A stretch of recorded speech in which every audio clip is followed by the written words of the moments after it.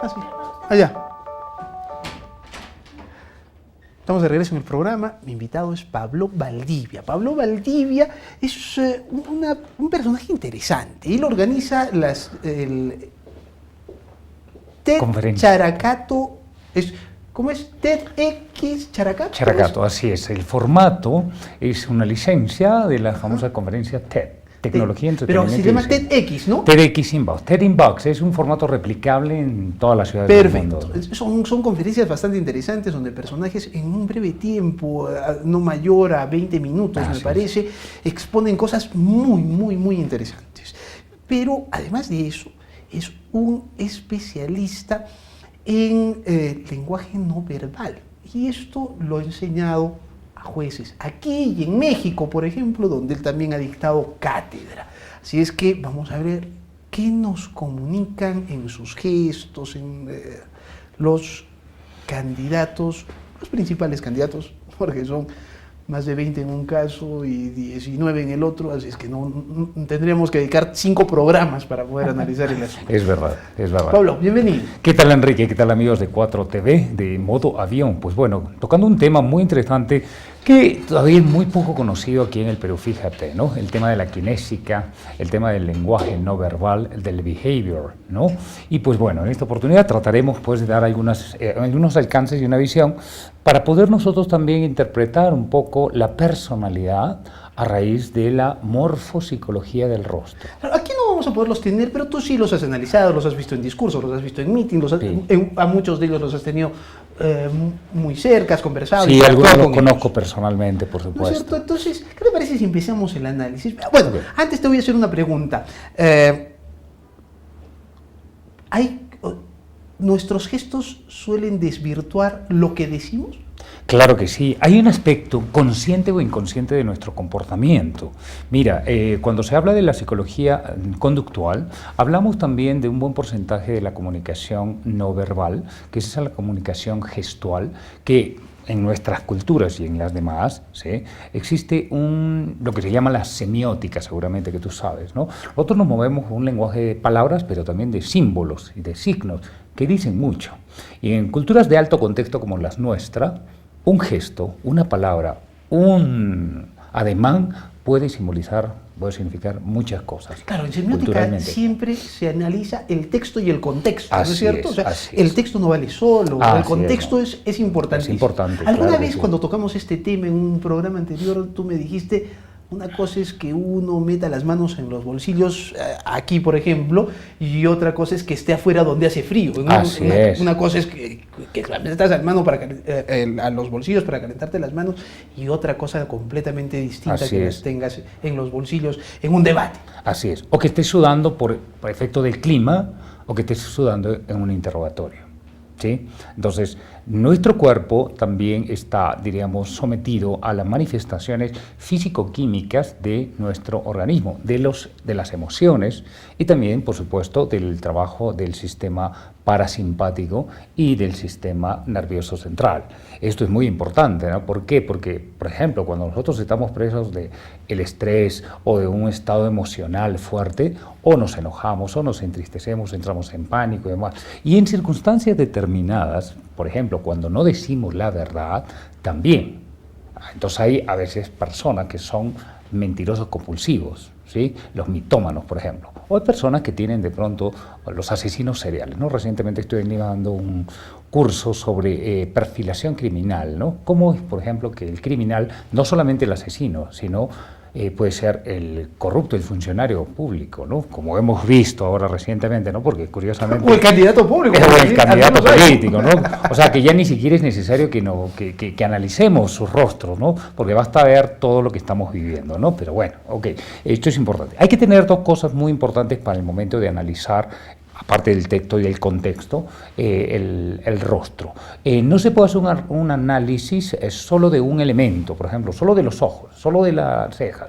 No, tiene que haber todo un contexto. Entonces hablamos del marco del rostro y también tenemos que conocer al personaje, su historia, porque de niños, de adolescentes, de jóvenes y de ancianos vamos evolucionando, vamos llevando a cabo, o sea, nuestro cuerpo va manifestando también cambios. Yo lo que me imagino es que no significa que todos no mintamos, por ejemplo. Todos ¿no mentimos. O sea, todos mienten. O sea, el Todos asunto es mentimos. que uno tiene que ver en cosas importantes, como por ejemplo un discurso electoral. ¿no? El Claro. discurso electoral es importantísimo porque vas a elegir a las personas que van a administrar tu dinero y los destinos tuyos y de tu familia. Así es. O en un juicio, por ejemplo, ¿no? No es lo mismo que tú le mientas a tu hijo, que le mientas a tu novia, que le mientas a tu esposo, que le mientas a un juez o que le mientas a un país entero, ¿no? A una población que te está eligiendo. Entonces, si los ciudadanos de pronto pudiéramos echar mano de estas prácticas, de estas ayudas también que nos da la psicología y que nos da la intuición que todos manejamos, porque todos la manejamos de alguna manera, profesional o no profesionalmente, nos damos cuenta. Tú cuando conoces a alguien, te haces una idea de primera instancia, sobre todo cuando es alguien nuevo o que recién conoces, ¿no? De pronto tú dices, me cayó bien o me cayó mal. Es percepción. No hay segundas, primeras impresiones. Así es verdad. Entonces estudia la imagología, por supuesto, la marca personal. Metamos en esto para que no nos gane el tiempo, ¿te claro parece? Que sí, claro que sí. Tenemos a uno de los candidatos. Como digo, vamos a analizar de los principales candidatos, los que han estado participando en los debates, por ejemplo, ¿no? Que según las encuestas más serias son los que tienen mayores posibilidades. No hay un orden específico en esto, simplemente los estamos poniendo. ¿Qué ves tú en Javier Isma? Bien, por ejemplo, aquí a Javier Isma le corresponde un rostro semicircular de marco amplio, ¿sí? Nosotros tenemos receptores, los ojos, la nariz, la boca, los oídos, ¿no? En este caso los ojos de Javier son grandes, las cejas pobladas, ¿sí? Lo cual significa que es una persona que le gusta pensar mucho, piensa mucho las cosas, ¿sí? Como buen abogado, la boca la tiene grande, los labios, aunque no son carnosos, son grandes. Y eso habla de una persona comunicativa. Pero también puede tener ciertos rasgos de manejar intereses personales, ¿no? O sea, intereses propios. Puede ser un gran negociador, ¿sí? Es una persona muy elocuente, Cuando quieres decir intelectual. negociador, ¿quieres decir una persona que sabe negociar o estás Sí. hablando de un lobista? No. Cuando uno negocia por dos diferentes motivos, ¿sí? En bien personal o en bien de la colectividad también. Y en bien personal puede referirse a muchas cosas. Por eso es importante analizar también el contexto donde se desenvuelve uno. Si es profesional, si eres de pronto empresario, si eres juez. O sea, a nivel público. Claro. Por eso es muy importante que nosotros conozcamos también el contexto profesional donde se llevan a cabo estas personas, donde se desenvuelven. Porque no es lo mismo el trabajo que tiene un médico, el que tiene un abogado, el que tiene un profesor, el que tiene un ingeniero. ¿Sí? Entonces las profesiones también nos dicen algo acerca de la personalidad, por algo las escogemos. Por ejemplo, tú eres una persona muy acuciosa, una persona que te gusta hurgar, ¿no? Tú tienes ojos pequeños, ¿sí? Entonces te gusta analizar. Y a él, por ejemplo, tiene ojos grandes, le gusta ver. Es una persona creativa también, una persona de pronto que puede tener herramientas, digamos, de amplitud, de innovación, de intuición. Pablo, parece un problema de audio. Nos vamos a una pausa comercial y regresamos para seguir analizando este asunto.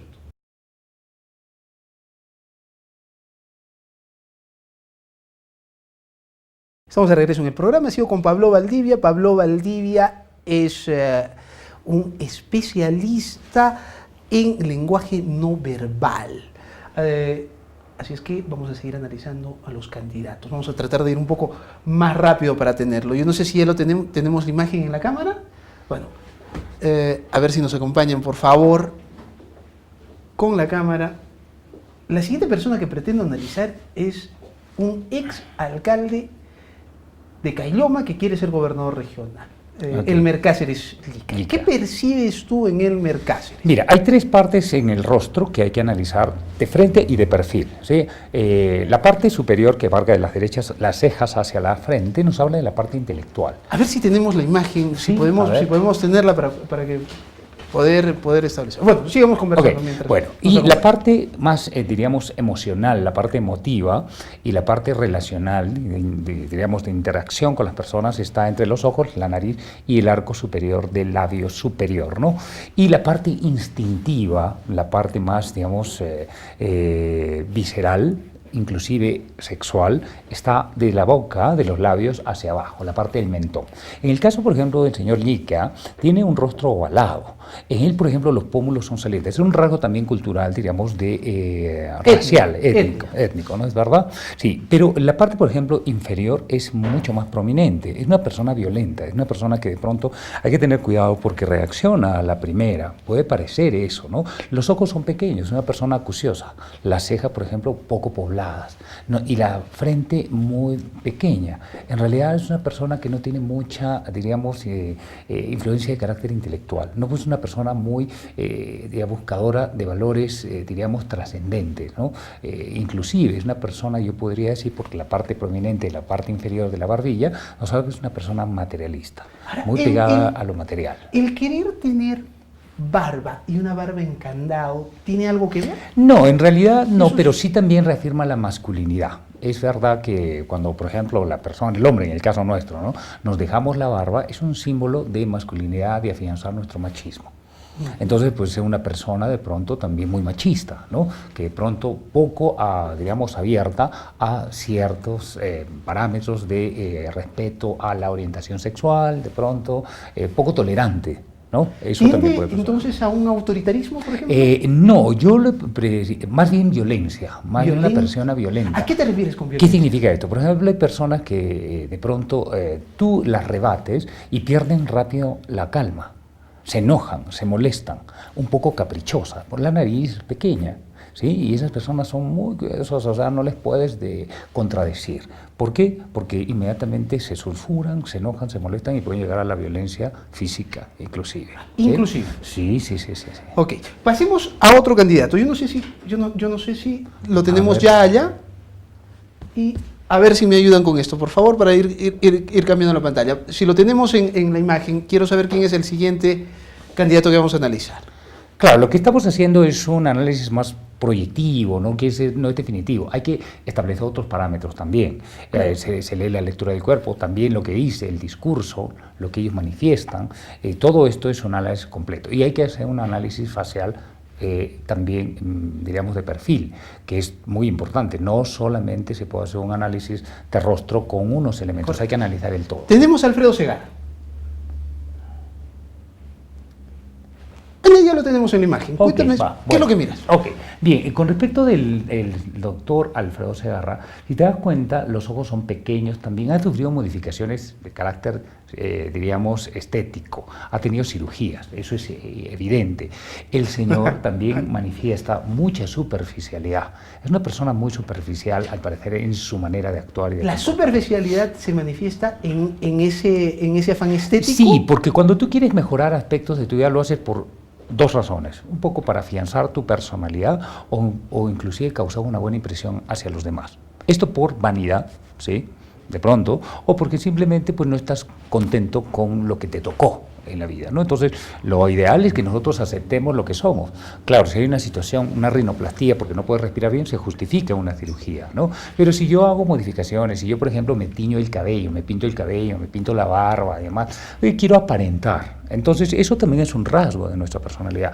Las cirugías estéticas, las cirugías, el uso del botox y demás, el querer aparentar juventud permanentemente, nos habla siempre de personas que son inseguras de sí mismas, personas que de pronto quieren aparentar una personalidad, años que no tienen, ¿no?, personalidad que no tienen frente a los demás. Entonces pueden ser muy influenciables, personas caprichosas también. Por ejemplo, los ojos del doctor son pequeños, ¿no?, persona acuciosa también, pero tiene un rostro, un marco de rostro bastante amplio, pero los receptores, los ojos, diríamos, la boca es pequeña, ¿sí?, la nariz también un poco pequeña, y son más comprimidos. Entonces nos hablan de personas que no son muy, diríamos, dadas a expandirse en cuanto a la apertura de mente. Correcto. Pues son personas un poco hay un rasgo introvertidas. Interesante que se lo dijo Elmer Cáceres, y de una manera violenta le dijo: ¿por qué usted no me mira a los ojos cuando me pregunta?